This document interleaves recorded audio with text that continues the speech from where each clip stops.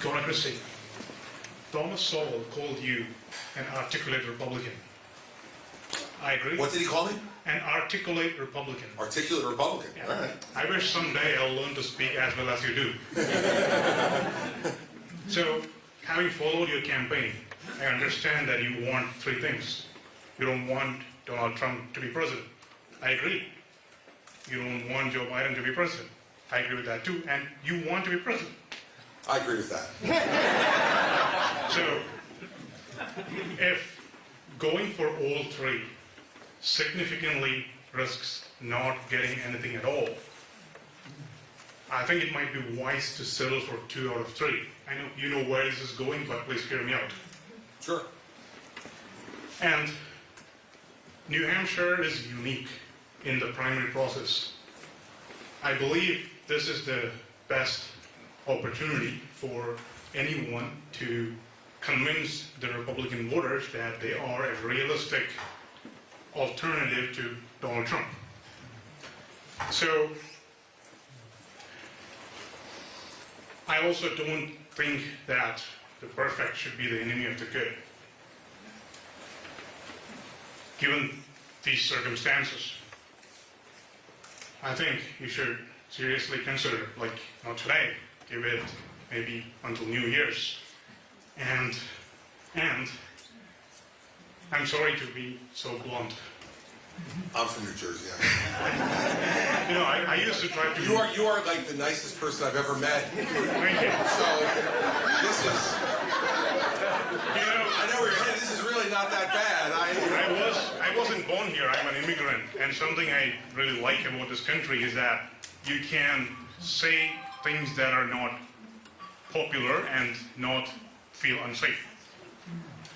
Anyways, so I think you should give it a little more time, and if you are not the front runner based on various metrics, I think you should seriously consider working to help whoever seems to have the best chance, because you have made the case why Donald Trump is not fit to be president, and I agree.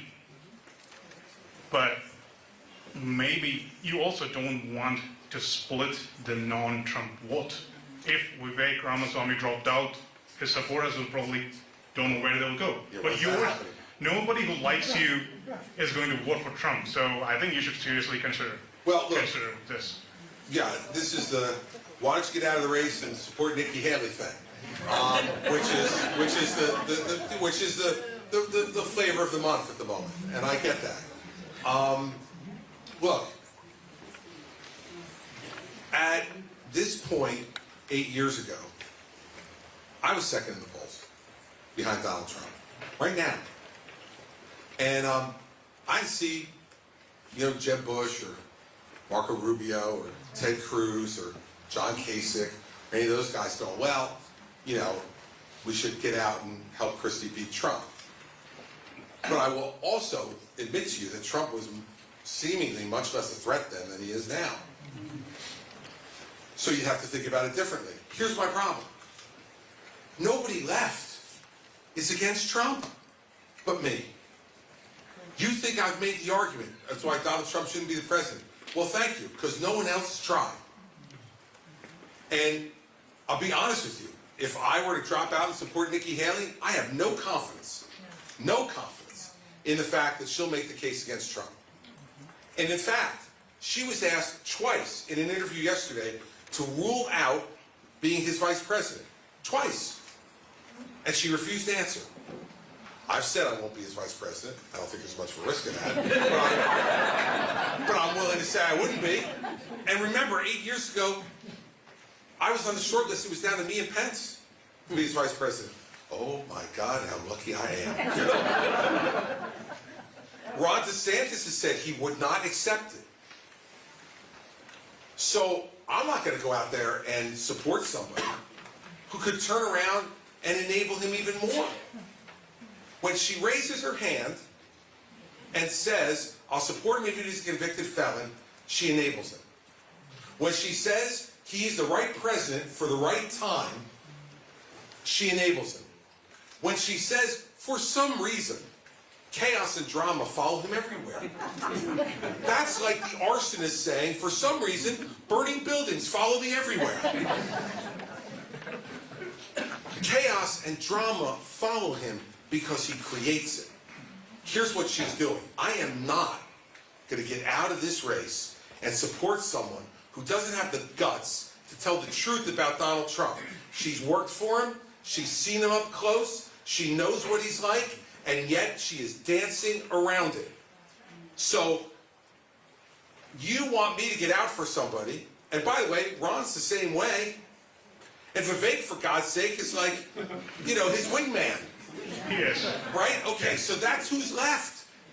That's who's left. So who do you want me to get out of the way for? I mean, that's the problem with the question. This is like some type of like political science class argument. Okay? This is the real thing, man. And I understand what you're saying. And if I believe there was someone out there who had shown 1 ounce of willingness to take on Donald Trump, and this is not saying, oh, he ran up a lot of debt. He did. And I criticize him for that. This is different. This is a fundamental character question. And if she's not going to be willing to at least rule out that she'd be his vice president, I'm not getting out of the way for somebody like that. And by the way, you know what I intend to do? I intend to beat them both on January 23rd. That's what I intend to do. Good luck. Good luck. I hope you can make the right decisions at the right time, and you don't look back at it and think that. Here's what I'd like you to do, okay? Because I get your point, but here's what I'd like you to do. I'd like you to go to Nikki Haley's town hall and ask her the same question. Ask her whether she's willing to get out of the way for somebody who actually wants to beat Donald Trump. That doesn't make sense. Because well, why? Because of a poll today? Because if that were the case, then Jeb and Marco and John and Ted should have all gotten out of the way. It's 8 years ago. Because I was ahead on December 19th of them. And by the way, if polls were that accurate, Hillary Clinton would be in her second term. I mean, I know you think you've got it all figured out because you read a poll. I've been doing this for 14 years on the statewide and national level. I was on the polling call, the exit polling call, on election night of 2016, when the exit pollsters said that Hillary Clinton was going to get 360 electoral votes and the Democrats were going to win both houses of Congress. That wasn't like a poll 5 weeks before an election. That was a poll of people walking out and telling these people who they voted for. They don't, and people lie. Let me fill you in. People lie to pollsters. And people change their minds. How about this? I saw a poll that I was getting beaten up over a couple of months ago in New Hampshire that said 60% of New Hampshire Republicans said they would never vote for me. Never. Then they did another poll the next month. It was down to 47% of New Hampshire voters said they would never vote for me. I guess it wasn't really never. Because for 20% of the never, they went, oh, okay, I might vote for him now. I mean, that's why making these decisions based on polls is silliness. And it diminishes our electoral process to like reading the daily racing form.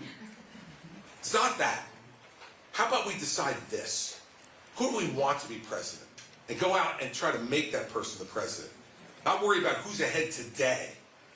And decide, well, I should just leave.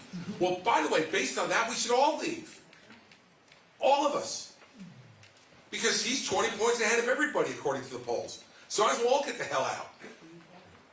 It doesn't make any sense. And by the way, I will also use the very polls that you're being a slave to prove this to you.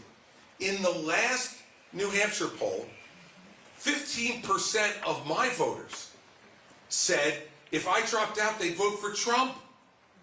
Go make sense of that for a second. 15. Well, how could there be anybody, after everything I've said about Donald Trump for the last 7 months, but they go, I vote for him, right? And then they say, I say, oh, I'm sorry, I'm out. They go, oh, Trump's my guy. What? How are you voting vote for me, and then go, but if he's not here, I'll vote for Trump. 15%, that should be 0. That should be an easy decision to make. But my point to you is, the way you're doing the math, oh, well, if Christie dropped out, all of his voters would go to Haley. And then she would be within like 8 points of Trump. And wouldn't that be great? Yes. No, she still loses. And by the way, not all of my voters are going to her. Because a lot of the people who are voting for me because I've had the guts to stand up to them, guts that she's been unwilling to show from day one of this campaign.